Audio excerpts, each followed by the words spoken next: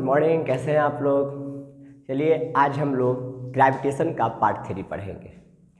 Gravitation के part 1 और part 2 हमने पढ़ लिया। ग्रेविटेशन पार्ट 1 में आपने केपलर लॉ पढ़ा, ग्रेविटेशन पार्ट 2 में आपने यूनिवर्सल लॉ पढ़ा। आज हम लोग पार्ट 3 की शुरुआत एक न्यूमेरिकल के साथ करते हैं, क्योंकि हमने आपको ग्रेविटेशनल फोर्स पढ़ाकर छोड़ दिया था, उसमें किसी प्रकार का न्यूमेरिकल नहीं करवाए थे। तो सबसे पहले आज हम लोग ग्रेविटेशनल फोर्स के न्यूमेरिकल से ही टॉपिक को स्टार्ट करते हैं, उसके बाद आगे हम लोग पढ़ेंगे। अब आप विचार करें, सबसे पहले ग्रेविटेशनल फोर्स को एक बार लिखकर हम लोग रिमाइंड कर लेते हैं। क्या था ग्रेविटेशनल फोर्स? ग्रेविटेशनल फोर्स था F बराबर G(m1 m2) upon bye r²। ये था फॉर्मूला हमारा, F बराबर G(m1 m2) upon bye r²। तो सबसे पहले हम लोग बात करते हैं इस G की।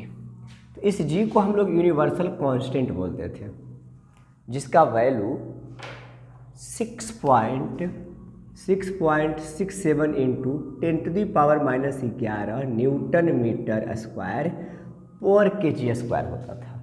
ठीक है, एक ग्रेविटेशनल यूनिवर्सल कांस्टेंट है, मतलब इसका जो वैल्यू है वो यूनिवर्स में कहीं भी किसी भी पॉइंट पर चेंज नहीं होता, एकदम से कांस्टेंट वैल्यू है।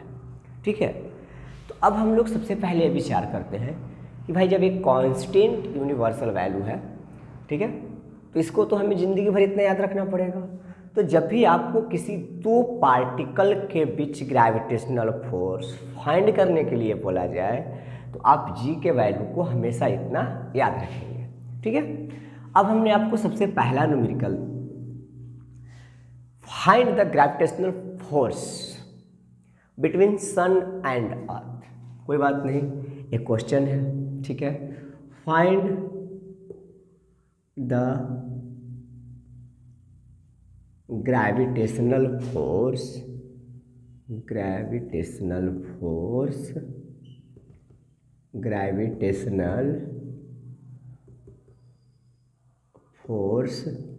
Between the sun and the earth. कोई दिक्कत नहीं है। ठीक है, अब इसमें आपको डेटा याद रखना पड़ेगा, सबसे बड़ी चीज़ है। अब हम लोग सबसे पहले ग्रेविटेशनल फोर्स सन और अर्थ के बीच में निकालेंगे, तो हमें दोनों पार्टिकल का मास चाहिए, क्योंकि हम लोग कंटिन्यू यही पढ़ रहे हैं कि ग्रेविटेशनल फोर्स मास पे डिपेंड करता है। मास के साथ साथ उन दोनों बीच के पार्टिकल के कुछ डिस्टेंसेस चाहिए, तो जो फोर्स लगेंगे वो मासेस के प्रोडक्ट के डायरेक्टली प्रोपोर्शनल हो जाएंगे, और जो डिस्टेंस रहेगा उसके स्क्वायर के इनवर्सली प्रोपोर्शनल हो जाएगा। ठीक है, तो आइए इनमें से कुछ हम लोग, ऐसे आप जनरली याद भी रख सकते हैं, नहीं तो किताब देता भी है, कोई घबराने की ज़रूरत नहीं है। जैसे मास ऑफ अर्थ जो है ना, एम, इसको हम लोग मास ऑफ अर्थ पढ़ेंगे। तो मास ऑफ अर्थ जो है होता है 6 × 10⁻24 kg का। ठीक है, किसके बीच निकालना है? अर्थ बिटवीन सन। तो सन का जो होता है मास, ठीक है, सन का जो मास होता है वो 2 × 10⁻, यानी 10⁻30 kg होता है। और सन और अर्थ के बीच का जो एवरेज डिस्टेंस है वो डिस्टेंस है 1.5 × 10⁻11 मीटर। तीनों चीज़ मिल गया। ग्रेविटेशनल फोर्स में 4 ही डाटा होते हैं, G(m1 m2 r²), जिसमें हमको G का वैल्यू पहले से कांस्टेंट करके दिया गया है, वो तो चेंज हो नहीं सकता है। अब जैसे जैसे हम जिस पार्टिकल के बीच में फोर्स चेंज करेंगे उनका मास चेंज हो जाएगा। अगर हम अर्थ मून के बीच में निकालेंगे तो वो चेंज हो जाएगा, अगर हम अर्थ जुपिटर के बीच में निकालेंगे तो वो चेंज हो जाएगा। मतलब जैसे जैसे हम फोर्स चेंज करेंगे दो पार्टिकल के बीच में, दो हेवनली बॉडीज के बीच में, वैसे वैसे हमको डाटा चेंज करके लिखना पड़ेगा।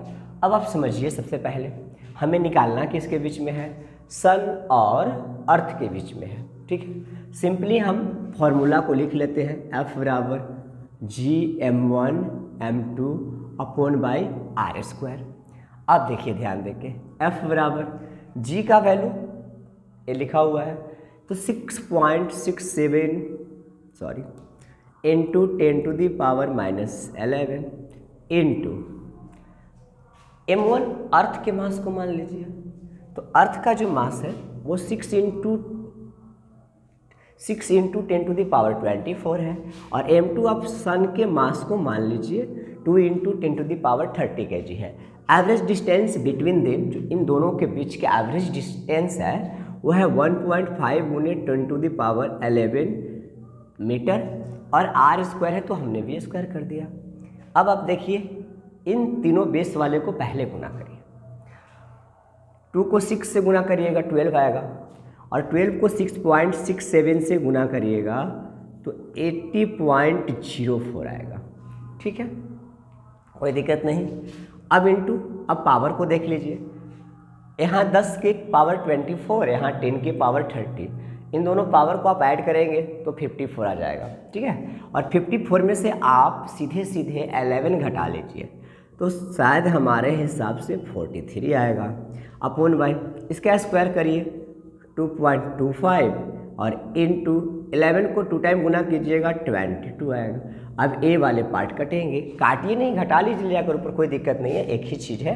तो आपका जो डाटा है वो आ जाएगा 80.04/2.25 इंटू है 22, घट जाएंगे ऊपर जाकर 43 में से, तो आप घटा लीजिए 43 में से 22, 1 बचेगा 2 बचेगा, यानी 10⁻21 न्यूटन का फोर्स सन जो है अर्थ पर अप्लाइड करेगा। कोई दिक्कत नहीं है, आप इसे काट कर भी लिख सकते हैं डाटा में, कोई दिक्कत नहीं है। ठीक है, ये सिंपली अवे है। ठीक है ना, इसमें उस तरह की कोई परेशानी होना नहीं चाहिए। जनरली अगर इसे हम काट देंगे तो आएगा 35.56 × 10⁻21। अब इस पॉइंट को आप थोड़ा सा आगे लाएंगे, तो थोड़ा सा आगे अगर लाकर लिखेंगे तो = हो जाएगा 3.55 इंटू 10⁻21 था, अब 22 न्यूटन आंसर हो जाएगा।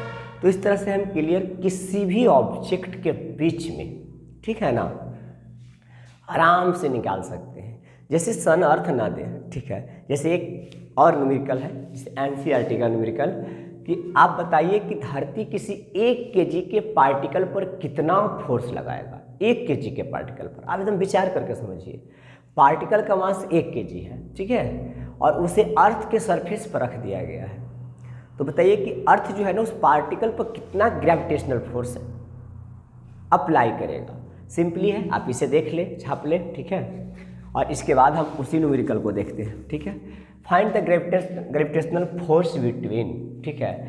अब हम लोग ग्रेविटेशनल फोर्स अर्थ, ठीक है, और 1 केजी मास वाले पार्टिकल के बीच निकालेंगे। समझिए बढ़िया से, इतना ही रहने दीजिए इसे, ठीक है। अब देखिए सेकेंड न्यूमेरिकल में क्या कहा जा रहा है आपसे। आपको 2 टाइप, एक रिलेशंस वाले न्यूमेरिकल बताएंगे, मासेस चेंज होंगे, डिस्टेंस चेंज होगा, क्या होगा, दोनों टाइप का आपको न्यूमेरिकल आज करवा दिया जाता है ग्रेविटेशनल का। एकदम ग्रेविटेशन टॉपिक का ही न्यूमेरिकल है, आप बढ़िया से देखें। फाइंड द ग्रेविटेशनल फोर्स, ठीक है, आपको ग्रेविटेशनल फोर्स फाइंड करना है 1 केजी के ऑब्जेक्ट पर। अगर ऑब्जेक्ट को अर्थ के सरफेस पर रख दिया गया, देखिए बारीकी से समझिए, ये आपका अर्थ है, ठीक है, अर्थ है, और यहाँ पे कोई 1 केजी के ऑब्जेक्ट को रख दिया गया है, समझ गए, यानी इसका जो मास है ऑब्जेक्ट का वो है m = 1 के, जिसको m1 मान लीजिए, और ये आपकी अर्थ रही, अर्थ के मास को m2 मान लीजिए, और इसका डाटा आपको पता है क्योंकि अभी हमने बताया है। तो 1 केजी मास वाले ऑब्जेक्ट पर अर्थ कितना ग्रेविटेशनल फोर्स अप्लाइड करेगी। आप जरा सोचिए, तो इस पार्टिकल पे अर्थ जो फोर्स लगा रही होगी वो सेंटर से लगा रही होगी, ठीक है, एकदम सेंटर से, मतलब यहाँ से, ठीक है, यहाँ से यहाँ ऐसे। अब बताइए अप्रॉक्स ए पार्टिकल अर्थ के सरफेस पे रखा हुआ है, जाहिर सी बात है कि जब अर्थ के सरफेस पे रखा हुआ है तो इसका जो रेडियस है वो है 6.4 × 10⁻6 मीटर। तो आप विचार करें, ये रेडियस है अर्थ का, आप विचार करें कि रेडियस ही जो है ना वो पार्टिकल के और अर्थ के सेंटर के बीच का डिस्टेंस है। तो आपको डाटा मिल गया। आपको ग्रेविटेशनल फोर्स ज्ञात करने के लिए 2 मास चाहिए और एक डिस्टेंस चाहिए, जो कि आपको अवेलेबल दिखाई दे रहा है। तो 2 मास, एक केजी के पार्टिकल का मास है और एक अर्थ का मास है, और डिस्टेंस जो है वो अर्थ के सरफेस पे रखा हुआ है पार्टिकल। तो लगभग रेडियस जो है ना उसका एवरेज डिस्टेंस हो जाएगा पार्टिकल बिटवीन अर्थ सेंटर। अब आप ध्यान देके देखिए ग्रेविटेशनल फोर्स का फॉर्मूला क्या होता है। सबसे पहले यहाँ पर डाटा डिस्प्ले 1 kg, अच्छा m2 अर्थ का मास 6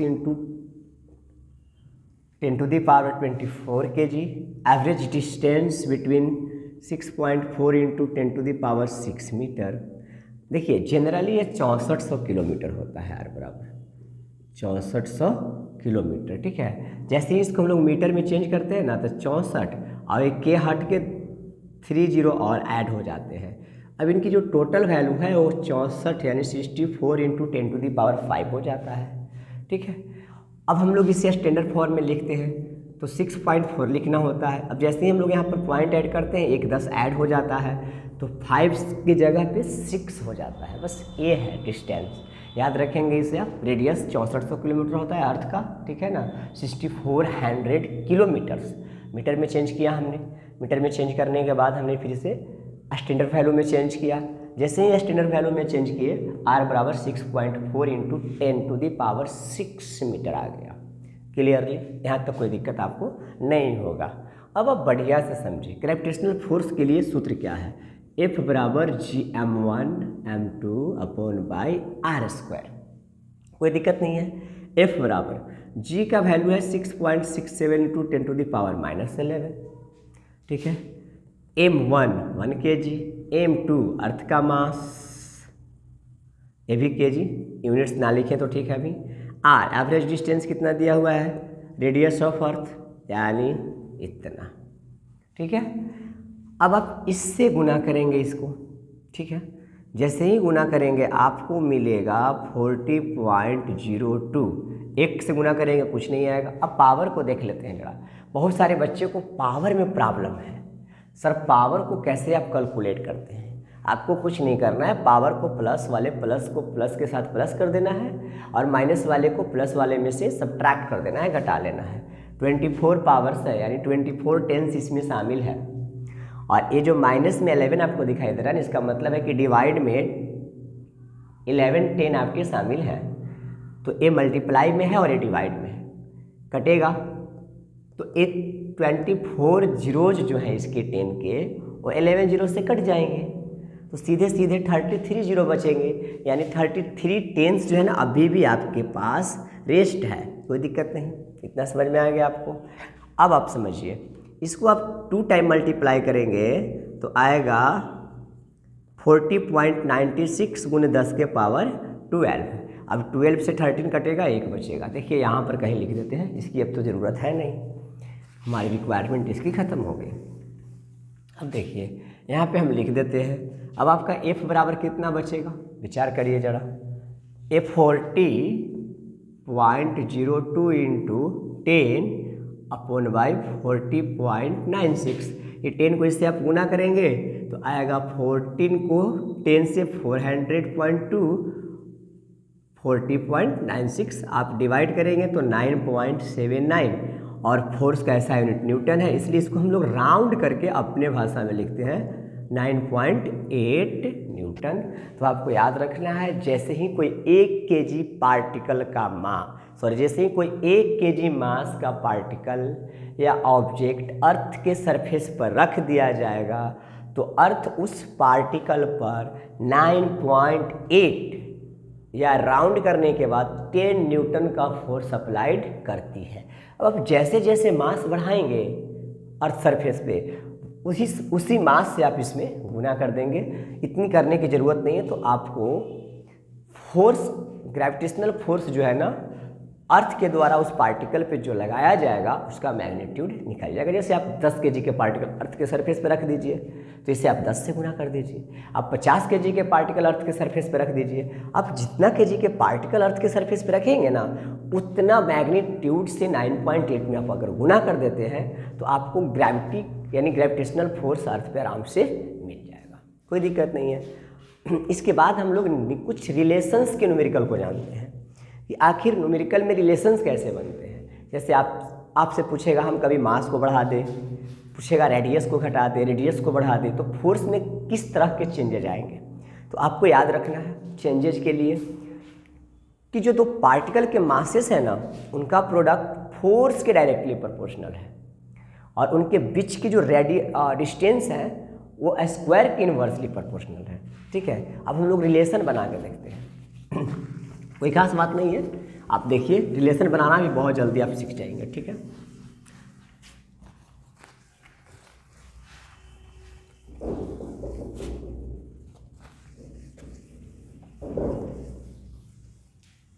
जैसे देखिए हमारे पास एक न्यूमेरिकल है,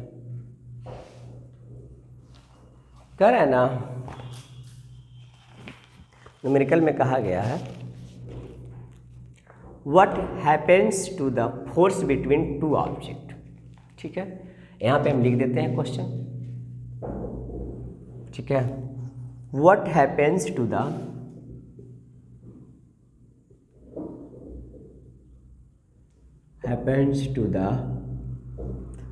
force between two objects, force between two objects. ठीक है, if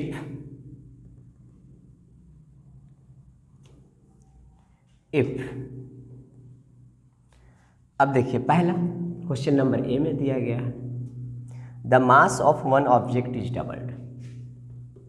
the mass of one object is doubled. ठीक है, पहला क्वेश्चन है। बी नंबर क्वेश्चन में कहा गया है the distance between the object the distance between the object is doubled। ठीक है, और थर्ड नंबर क्वेश्चन में कहा गया है the mass of both objects are doubled. द masses of both objects are doubled। बहुत इजी क्वेश्चन है। देखिए 3 रिलेशंस है, बस यही है ना।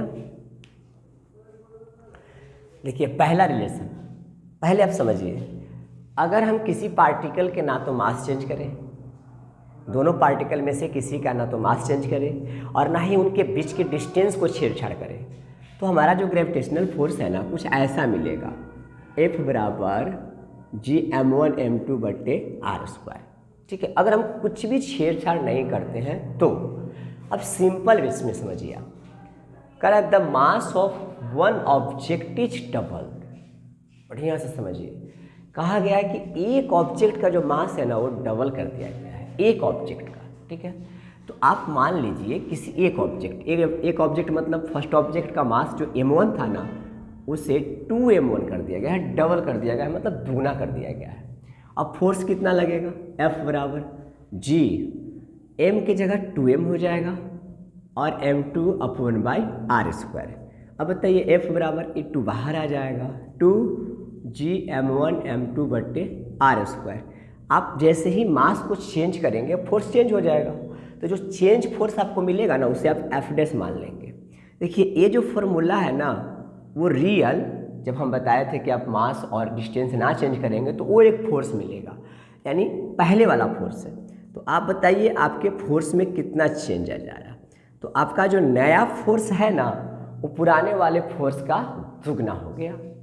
सिंपल वेज, जैसे ही मास को दुगना किए आपका जो नया यानी चेंज फोर्स जो आपको मिला वो पुराने वाले ओल्ड फोर्स के पहले वाले फोर्स के दुगना हो गया। देख लीजिए। ठीक है, दूसरा क्वेश्चन में आपसे क्या कहा गया है, देखिए क्वेश्चन नंबर बी में, एक क्वेश्चन नंबर ए था और क्वेश्चन नंबर बी में देखिए क्या बोला गया है, the distance between the object is doubled. कह रहा है इस बार जो हमने डबल किया है ना वो मास को नहीं डिस्टेंस को डबल किया, यानी मास को छोड़ दिए हम लोग, मास जो का त्यों है आपका। तो अगर कुछ भी नहीं होता है चेंजेस तो आपका फॉर्मूला क्या होता है, F बराबर Gm1m2/r²। यहाँ पर बस एक लाइन पढ़िए, object distance between double, R को ना 2r करने के लिए बोल रहा है, घबराइए नहीं, जो बोलेगा वही आप करिएगा, ठीक है। F बराबर Gm1m2/r को 2r का स्क्वायर कर दीजिए, सिंपल हो गया, ठीक है। आप जैसे ही 2r का स्क्वायर करेंगे आपको मिलेगा Gm1m2/4r²।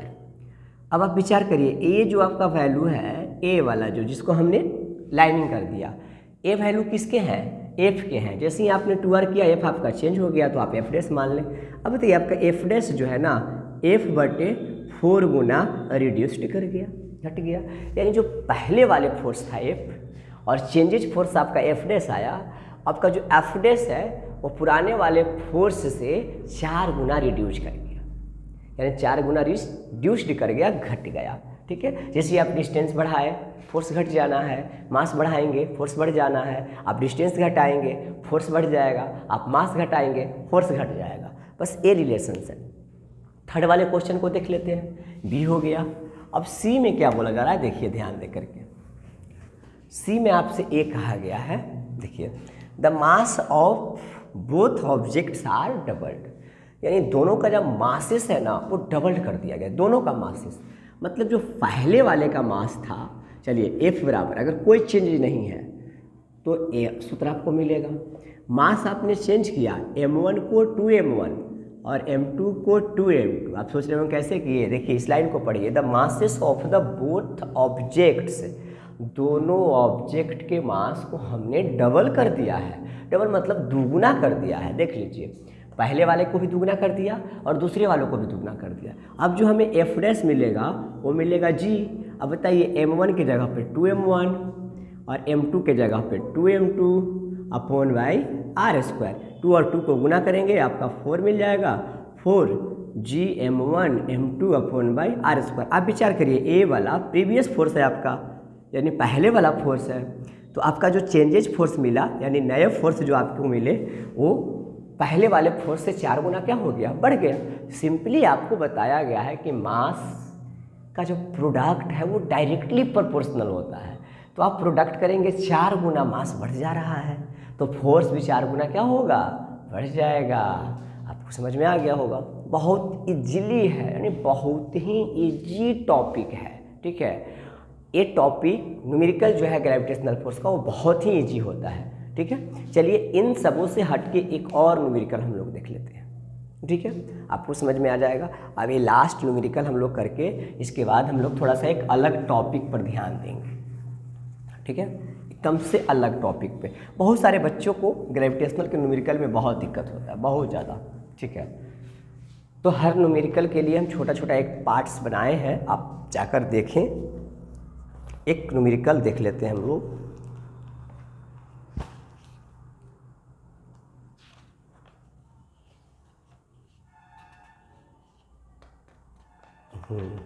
देखिए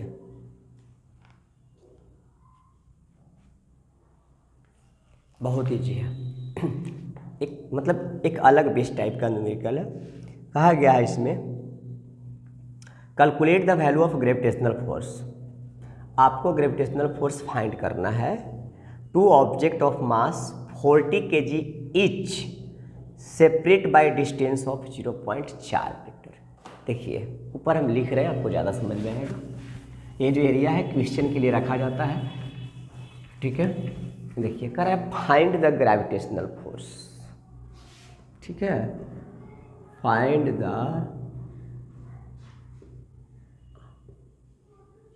gravitational force between 2 objects, force between 2 objects of mass, 2 objects of mass 40 kg each. बहुत बढ़िया, 40 kg ईच सेपरेटेड बाय